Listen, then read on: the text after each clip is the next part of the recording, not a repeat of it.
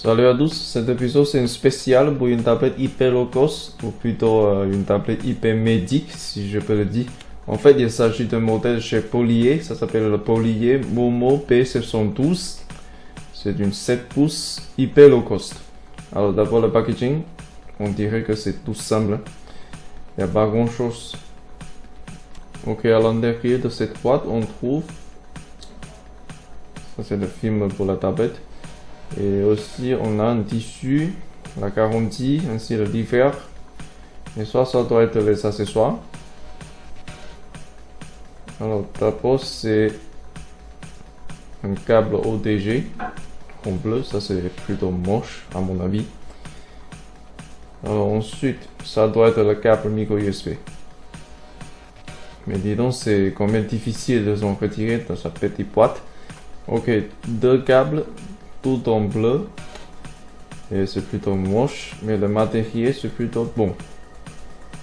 Donc pas de chaque jeu. Donc cette tablette respecte bien le nom de hyper low cost. En fait même le packaging c'est hyper low cost. Et voyons ces éponges là, c'est quasiment non existant. Ok, prenons notre tablette. Donc c'est un tout petit 7.9 pouces avec un rapport d'écran de 16:9. Alors ce contour là c'est aluminium. Du coup ça a l'air plutôt sympa. Alors ça doit être le bouton power on off ainsi que le bouton plus volume plus moins. Mais là j'arrive pas à faire la distinction. Et sur ce côté on a prise jack 3.5, deux trous pour le Wi-Fi je crois, sortie HDMI et la porte micro USB. Ici c'est l'emplacement micro SD, ici c'est le microphone. Donc si je suis correct, ça c'est plutôt pour les appels Skype. Alors sur la coque, la caméra, ensuite la sortie de haut-parleur, mais il n'y a qu'une sortie.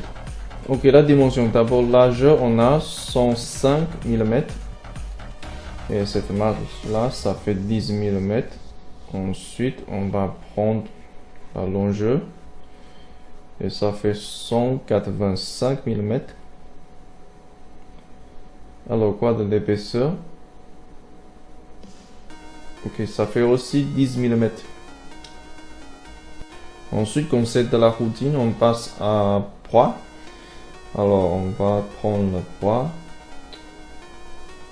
Donc ça fait 269 grammes. Ça c'est pas du tout lourd puisque c'est une toute petite tablette 7.9 pouces. En plus c'est une hyper low cost. Et là je vais même pas mentionner son prix. Ok, ensuite on passe sur le système et l'écran. Alors première impression de l'écran. Et là je dirais c'est plutôt cheap parce que là on n'a pas une très bonne luminosité. Et voyons que j'étais en train de configurer la luminosité de l'écran. Il n'y a pas de très grande différence. Alors manipulation sur le système c'est assez fluide. Ça ne doit poser aucun problème. Puisqu'il faut rappeler que c'est quand même un quad-core. Un quad-core hyper low cost. Ok, donc évidemment, l'écran c'est un 5 points de touche. Ça c'est correct. Et on n'a pas besoin de 10 points de touche sur une 7.9 pouces. Ensuite, on va passer sur une comparaison de la qualité de l'image avec la Nexus 7 2013. Alors, disons que le chargement de Ablum c'est assez fluide. Sachant que là on a stocké plein de photos Full HD.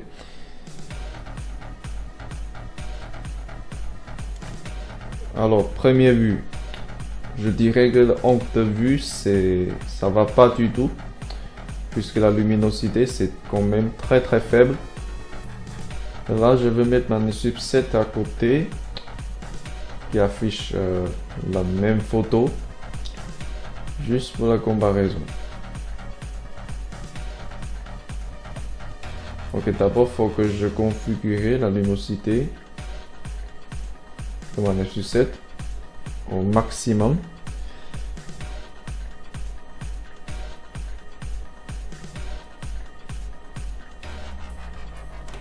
Et là, comme vous venez de remarquer, la relevée, c'est bas, c'est réactif. Ok, comment dirais-je? J'ai l'impression que je suis en train de voir une photo photoshopée sur l'écran de cette polier là. Parce que le rendu du couleur, c'est pas du tout fidèle. En plus, le contraste de couleur, ça existe, mais franchement, ça ne suffit pas. Et je pense pas que étant low cost est une bonne excuse pour cela. Là, c'est quand même exagéré.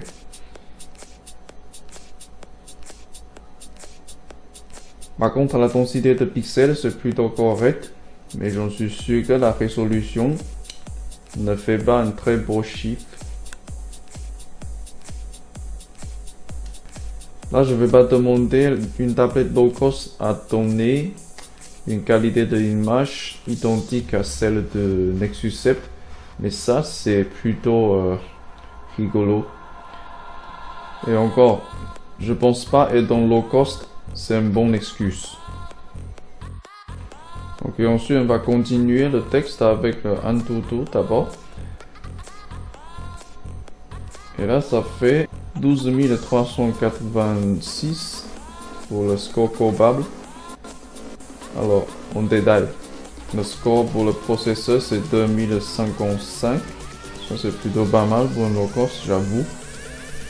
Et ensuite, on a un score pour le RAM qui est 594. Et là, c'est un score assez correct pour un RAM de DDR3. Un truc assez intéressant à remarquer, c'est que le score de sortie-entrée sur le stockage est le même que le score de RAM.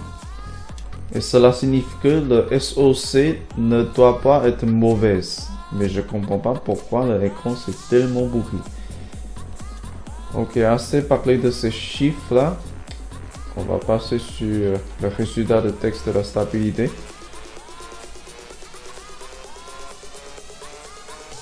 Ok, sur le premier chart, l'indice reste très stable à travers tous ces textes pour la stabilité. Ça reste toujours sur le seuil de quarantaine. Pour la température, rien n'a changé. Ça reste toujours sur 30. Et ça c'est quand même vrai parce que j'ai pas constaté le chauffage de sa batterie. Donc ça c'est plutôt une bonne chose pour une low cost. Ok, les caractéristiques. D'abord, la version Android c'est 4.2.2. Le processeur ça doit être le Allwinner A31. Résolution de l'écran c'est 1024 par 600. Ensuite 1 Go de RAM et 1 Go de RAM. Et ça c'est l'esprit de low cost. Ok, la cadence de processeur c'est 1.2 GHz. La puce graphique c'est 544 MP de PowerVR. Alors, densité de pixels c'est 160. Ensuite, le côté soft, pas de modification à apporter sur le kernel de système. Ça c'est normal. Et pour les capteurs, c'est très basique. Et ensuite, sur le texte Quantum, le score c'est plutôt pas mal à mon avis. Là, le score global c'est 5298. Le score de son processeur reste dans le milieu de gamme sur ces tableaux. Ensuite, ce qui est étonnant, c'est le score pour l'entrée-sortie. Parce que là, comme vous avez déjà remarqué, la partie verte pour représenter la sortie-entrée a pris une très grande partie sur ces tableaux. Donc ça, c'est la puissance de processeur Allwinner A31 qui était un stade de vente en 2012. Donc rappelons, le rapport d'écran de cette tablette est 16:9, donc ça fait un rabot idéal pour donc faire une liseuse. Donc on va voir ce qui s'attend sur l'application Kindle. La première impression c'est assez correct puisque la manipulation c'est assez fluide quand on tourne la page. L'écran c'est assez réactif. Mais une chose qui est très gênante c'est que ça manque de la luminosité. En plus le contraste entre la police et le fond blanc, ça se voit pas très bien. Et tout ça c'est à cause de sa faiblesse en luminosité. Ça c'est bien dommage puisque une luminosité très faible pourrait fatiguer les yeux très facilement. Donc pour optimiser, il faudra des sources de lumière extérieures. Ok, ensuite on passe au texte de la qualité de son. Déjà je n'espérais pas trop vu sa performance qu'on avait eue tout à l'heure. Ça c'est une chose rigolo ça. Le bouton de volume plus moins c'est à l'inverse. Là je comprends même pas ce qu'ils ont dans le texte fabricant.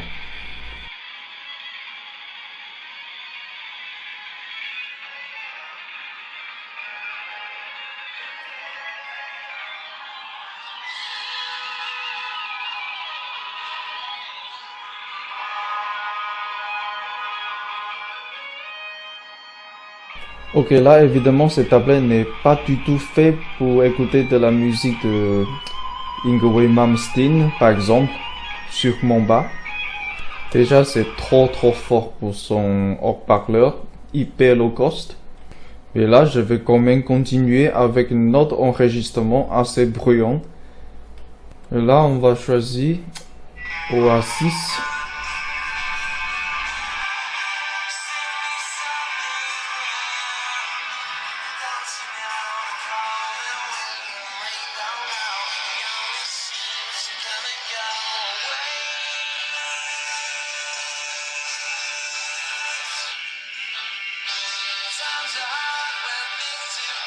Donc évidemment la voix de Liam Gallagher c'est plus enrouée sur ces haut-parleurs là.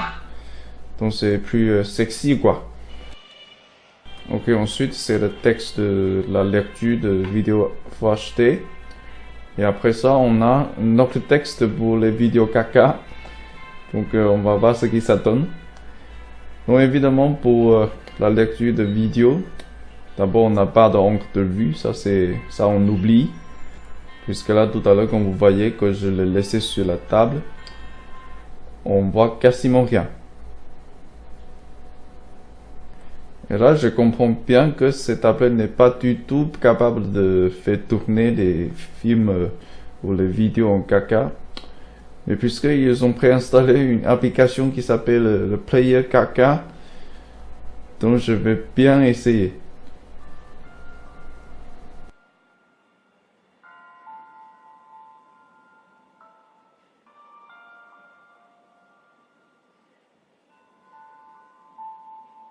C'est très dommage cette manque de luminosité.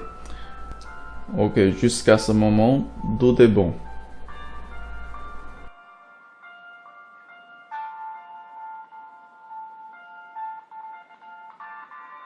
Ok, ça commence là, le lag. Et du coup, c'est assez agréable pour les yeux, ces images-là. Mais c'est bien dommage encore pour cette faiblesse de la luminosité. Là déjà j'ai un peu du mal de continuer ce texte, mais je peux continuer quand même. Donc, on est là sur le texte caméral. Donc on va voir ce qui se rassemble une caméra médique ou plutôt une caméra basique. Ok, là on n'a pas d'autofocus. Ça c'est naturel je dirais. Alors, le plus gros problème, c'est que l'image c'est trop sombre. En plus, le rendu du couleur, ça on va même pas en discuter. Mais au moins, je connais maintenant à quoi ça ressemble une caméra pour une tablette à moins de 60 €. Là, sur la configuration, il faut qu'on oublie absolument l'option de HDR. parce que là, à ces prix, ça n'existe pas. Ensuite, on va changer à l'objectif frontal. Et là, franchement, le design de cette interface n'est pas assez économique. Donc, un peu dur à trouver l'option pour l'objectif frontal. Ok, comment dirais-je? Encore, c'est trop sombre l'image. Et même si je le trouve en face de la source de lumière, ça change pas grand-chose.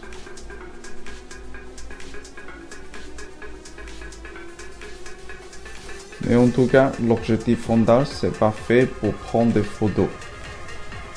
Donc cela, c'est assez respectable, puisqu'on l'utilise plutôt pour vidéo chat sur Skype ou sur Google Hangout. Ok, là, la photo est faite. Et assez rigolo, c'est que cette photo faite par l'objectif frontal, c'est moins sombre que celle faite par la caméra dorsale. Mais c'est pas nouveau, puisqu'on avait déjà passé plein de textes avec des terminaux avec ce genre de problème. Ok, on passe au Wi-Fi et maintenant on est tout proche de la source de signal. Et là, je vais bouger un peu pour voir ce qui s'attend. Bon, à la gauche, j'ai ma Nexus 7 qui a un très bon débit. Et là, à côté, c'est là, c'est plutôt triste. Je me demande à quoi ça sert ces deux tours faits pour la sortie Wi-Fi qu'on avait vu tout à l'heure. Ok, là, l'aiguille sur ma Nexus 7 a bougé un peu à cause du changement de la puissance de signal. Mais celle sur cette tablette low cost là reste toujours sur la même position. Et pour l'autonomie, je trouve c'est plutôt correct avec un point à commémorer. En fait, on avait laissé allumer pendant une nuit et cela ne change rien sur le niveau de la batterie. Ça, c'est plutôt impressionnant. Et en termes de la température, ça reste toujours stable sur le même niveau. Et sur le dernier char, le dernier 15 niveaux de la batterie, cette pompe là n'est pas très abrupte. Donc ça, c'est plutôt pas mal. Donc là, ça doit être aussi un point fort pour son processeur. Donc là, je crois que je comprends maintenant pourquoi en 2012, la vente de cet processeur A31 a bien dépassé la vente en total chez Qualcomm plus Intel. Ok, maintenant on passe sur la consommation de composants ainsi que les applications. Donc j'ai pas énormément texté cette tablette avec les autres applications, mais l'écran reste toujours le premier consommateur. Ça c'est bien dommage parce que l'écran c'est pas du tout qualitatif. Ok, pour les jeux basiques comme l'oiseau enragé, ça n'a aucun problème. Mais pour les jeux très gourmands 3D comme Need for Speed, ça vaut mieux qu'on oublie. Même si son processeur Allwinner c'est plutôt performant en termes de la graphique 3D, mais l'écran très low cost de cette tablette déjà hyper low cost ne me donne pas du tout l'envie de texter avec des jeux 3D. Et en tout cas, c'est assez sympa de jouer des jeux basiques 2D sur cette tablette-là. Peut-être avec quelques modifications pour le système d'exploitation ainsi que le firmware, ça peut faire une très bonne tablette pour l'enfant. Donc ça conclut notre texte pour cette tablette hyper low cost ou spécialement ou exceptionnellement myrtique. Mais à mon avis, un tel produit, malgré cet effort, pourrait trouver ses consommateurs.